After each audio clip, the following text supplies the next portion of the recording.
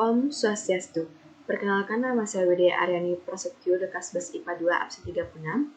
Pada spot kali ini, dalam rangka pembuatan tugas video pembelajaran fisika, saya akan membahas mengenai materi gelombang bunyi. Adapun pada materi kali ini, saya akan mengambil dua subbab topik, yaitu mengenai resonansi dan interferensi gelombang bunyi serta penerapan gelombang bunyi. Baik, pertama-tama saya akan membahas mengenai resonansi gelombang bunyi. Mari kita simak gambar berikut ini. Pada gambar terlihat bahwa terdapat dua buah garpu tala, yaitu garpu tala A dan garpu tala B. Jika kita menggetarkan garpu tala A, maka garpu tala B juga akan ikut bergetar. Nah, mengapa peristiwa ini dapat terjadi dan disebut apakah peristiwa ini? Peristiwa ini disebut sebagai gejala resonansi.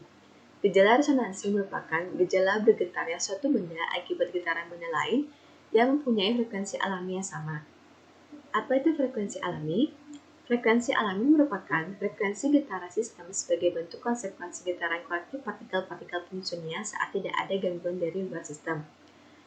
Nah, berdasarkan pemaparan tersebut dapat kita simpulkan bahwa resonansi merupakan kecenderungan suatu sistem untuk bergetar dengan amplitudo yang lebih besar pada frekuensi tertentu sebagai respon terhadap penggetar dari luar sistem. Adapun syarat-syarat terjadinya resonansi yang pertama ialah adanya sumber bunyi yang bergetar, kemudian yang kedua ialah ada sebuah medium perantara untuk merambat baik berupa padat, cair maupun gas, yang ketiga ialah terdapat penerima atau benda lain, dan yang keempat atau yang terakhir ialah frekuensi sumber bunyi sama dengan frekuensi alamiah benda yang mempunyai frekuensi sama. Nah, kemudian kita lanjut ke persamaan resonansi. Pada materi kali ini, saya akan memberikan dua buah persamaan resonansi. Kita dapat menggunakan salah satu persamaan ini tergantung dari soal-soal yang ditanyakan dan yang diketahui. Nah, persamaan pertama ialah lambda n sama dengan 4/2 n min 1 dikali L, atau kita juga dapat menggunakan persamaan yang kedua yaitu Fn sama dengan 2n min 1/4L dikali V, dengan lambda merupakan panjang gelombang, dengan satuannya ialah meter, kemudian L merupakan panjang kolom udara saat resonansi ke N, dengan satuannya ialah meter, dan N merupakan bidang asli, serta F merupakan frekuensi. Nah, mari kita simak contoh soal berikut ini. Sebuah tabung resonansi mengalami resonansi pertama saat permukaan air dan ujung atas tabung berjarak 20 cm. Resonansi kedua akan terjadi saat jarak permukaan air dan ujung atas tabung berjarak. Nah, dari soal kita mengetahui bahwa N-nya ialah 1 dan L-nya ialah 20 cm. Nah, kita ubah dulu L ini ke dalam bentuk meter. Maka kita akan mendapatkan hasil L sama dengan 0,2 meter. Nah, yang ditanya apa? Yang ditanya ialah L2 sama dengan berapa? Nah, kita dapat menggunakan rumus lambda n sama dengan 4/2n min 1 dikali L. Dengan n-nya ya tadi 1 dan L-nya adalah 0,2, maka kita akan mendapatkan hasil 0,8 m untuk lambdanya. Nah, setelah kita mendapatkan nilai lambdanya, kemudian kita akan masukkan lagi lambda tersebut ke rumus selanjutnya, yaitu lambda sama dengan 4/2n min 1 dikali L2. Dengan lambdanya tadi ialah 0,8 dan sekarang n-nya ialah 2 karena yang ditanya adalah L2.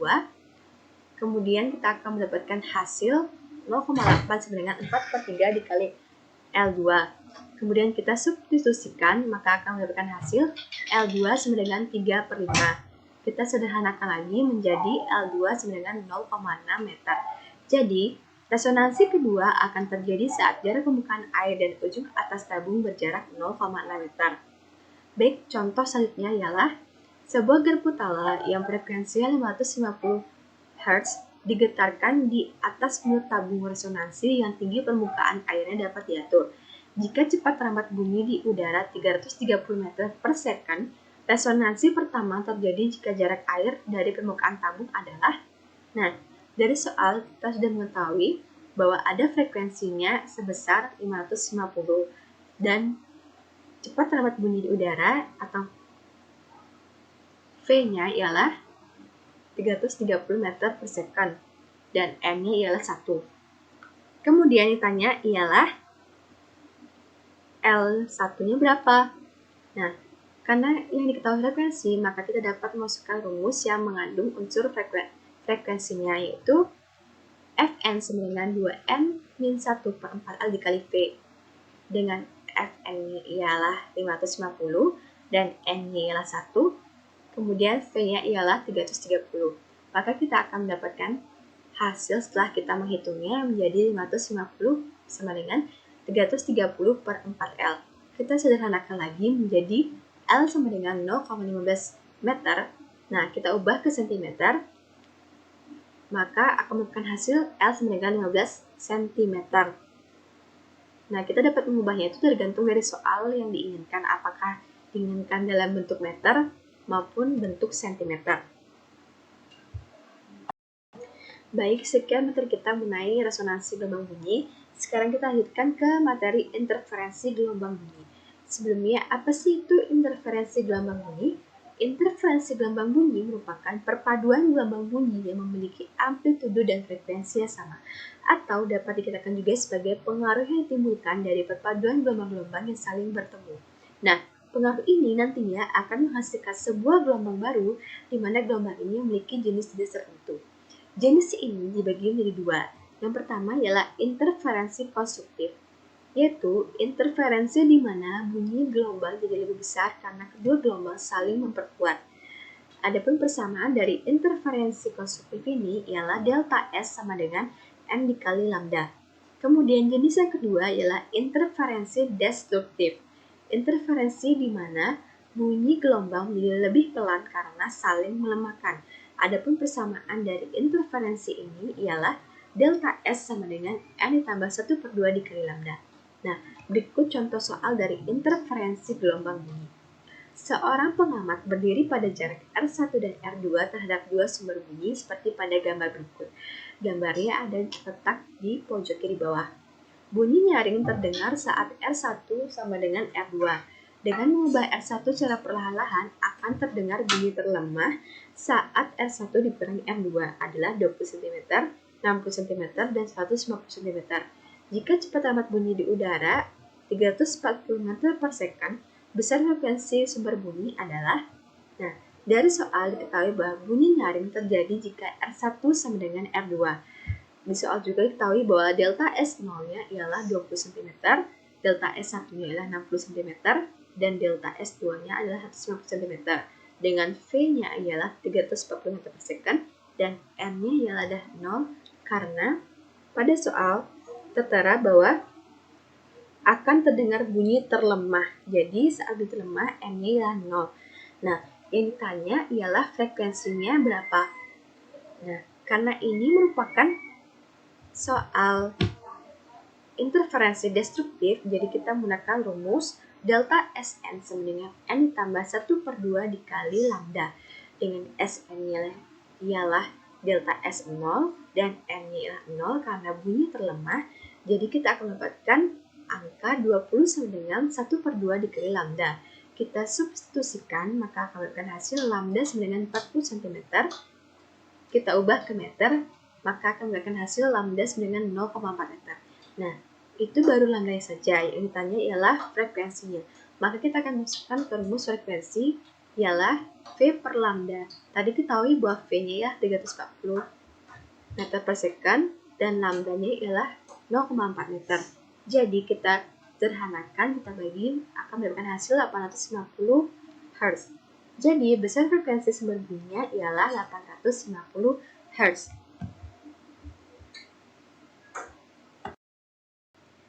Baik, sekian mengenai materi interferensi gelombang bunyi. Sekarang kita akan melanjutkan ke subtopik berikutnya atau subbab berikutnya, yaitu mengenai penerapan gelombang bunyi.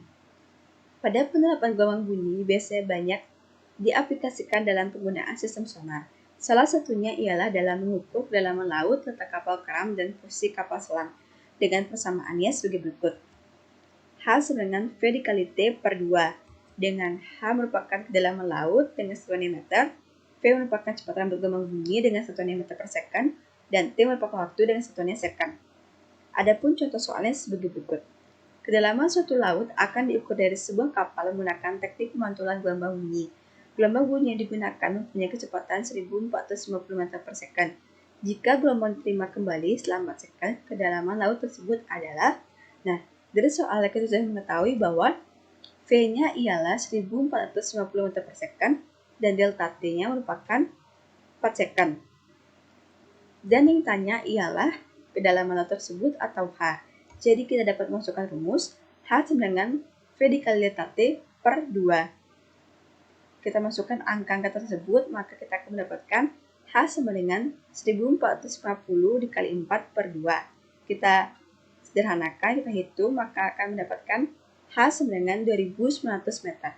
Jadi, kedalaman laut tersebut adalah 2900 meter. Kemudian pengaplikasian gelombang bunyi berikutnya ialah dalam mendeteksi keretakan pada struktur logam. Pada benda yang tidak memiliki keretakan struktur logam, gelombang bunyi akan diteruskan dari ujung permukaan ke ujung permukaan berlawanan dan akan dipantulkan balik menuju sumber bunyi. Sedangkan pada benda yang memiliki keretakan struktur logam, maka gelombang bunyinya juga akan dipantulkan kembali ke sumber bunyi apabila mengenai bagian retak. Kemudian pengaplikasian ketiga itu pada kamera mobil. Nah, hal ini berupa sensor yang akan memberikan peringatan kepada pengemudi apabila jarak antara mobil dengan penghalang semakin dekat. Kemudian pengaplikasian yang keempat yaitu pada ultrasonografi atau USG, yang merupakan pengaplikasian gelombang bunyi dengan memanfaatkan gelombang bunyi untuk mendapatkan gambaran bagian dalam tubuh. Nah, jadi dapat saya simpulkan bahwa penerapan gelombang bunyi ini contohnya seperti dalam mendeteksi kedalaman laut, mendeteksi keretakan pada struktur logam, kamera pada mobil, serta dalam ultrasonografi atau USG. Nah, demikian yang dapat saya sampaikan mengenai materi gelombang bunyi dengan subbab atau submaterinya, resonansi dan interferensi gelombang bunyi, serta penerapan gelombang bunyi. Apabila terdapat kata-kata yang kurang berkenan, mohon dimaafkan. Saya tutup dengan Parama Santi. Om Santi Santi Santi Om.